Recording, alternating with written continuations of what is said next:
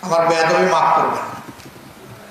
1991 সালের নির্বাচনে আমি একটা এলাকায় সংগঠনের প্রতিনিধি ছিলাম, নমিনি ছিলাম।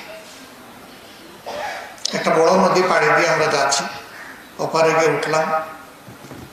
ধারণা করলাম যে মাদ্রাসার সিনিয়র ক্লাসের ছাত্র হবেন, তারা 7-8 জন কথাবার্তা বলছেন এবং আমরা যেদিকে যাচ্ছি এই দিক থেকে আসতেছেন, মানে আমরা পরস্পরের সম্মুখী। আমি প্রথমে অপেক্ষা করলাম এক পা অবশিষ্ট থাকা অবস্থায় তাদের সমান লাইনে যাওয়ার আগে যে দেখি এই ভাইয়ের একটু সালাম দেয় কিনা। এটা এই কারণে নয় যে আমি সমাজের খুব সম্মানিত মানুষ, বরঞ্চ এই কারণে যে তারা যেহেতু ইলমে দিনের খেদমতে এবং চর্চায় আছেন, তাদের কাছ থেকে ভালো শুদ্ধ সালামটা শিখব। তারা দিলেন না, আমি খুব জোরে সালাম দিলাম, তারা অনেকেই জবাব দিলেন। একজনে জবাব দিলেই হয়তো অনেকেই দিয়েছে। তারপরে আমি আমার সঙ্গীদেরকে বললাম, আপনারা একটু সামনে যান, আমার একটু প্রয়োজন আছে ওনাদের সাথে। আমি চাইলাম না উলামায়ে কেরামের সাথে আমার একটা সুলে হোক আমার ভাইদের সামনে, কারণ ওনাদেরকে আমি সম্মান করি আল্লাহর জন্য, আল্লাহর দিনের জন্য। ভাইয়েরা চলে গেল, গিয়ে একটু দাঁড়াইছে, না আরো সামনে যান, আমার কথার আওয়াজ যাতে তারা শুনতে না পারেন এমন দূরত্বে তাদেরকে পাঠিয়ে দিলাম। গিয়ে বললাম যে দুই দিক থেকে আমরা দুই দল মুসলমান আসছিলাম, আপনারা একদিক থেকে, আমরা আরেক দিক থেকে।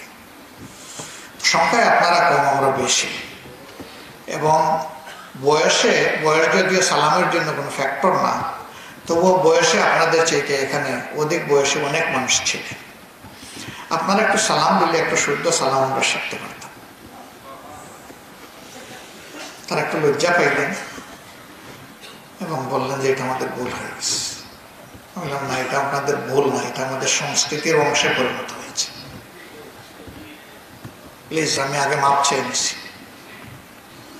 আপনি কোরআনের খাদেম, আপনি ইমাম সাহেব, আপনার খতিব সাহেব, সাধারণ মানুষ আপনাকে সালাম দিবে, এটা যদি আপনি অপেক্ষা করেন, আপনি নিজের উপরে ইনসাফ করছেন না।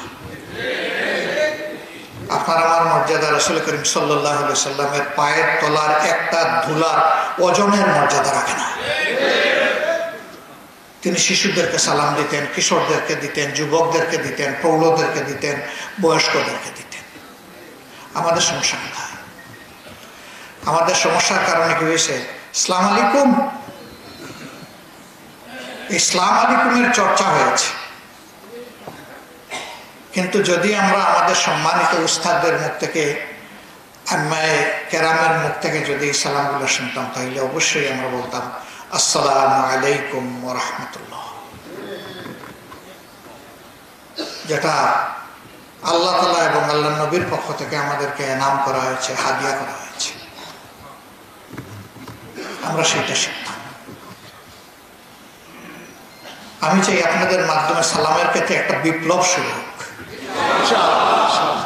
এবং আপনারা পারবেন ইনশাআল্লাহ। এই এক সালাম মানুষের কলকে যে কত নরম করে দেয়, সুবহানাল্লাহ।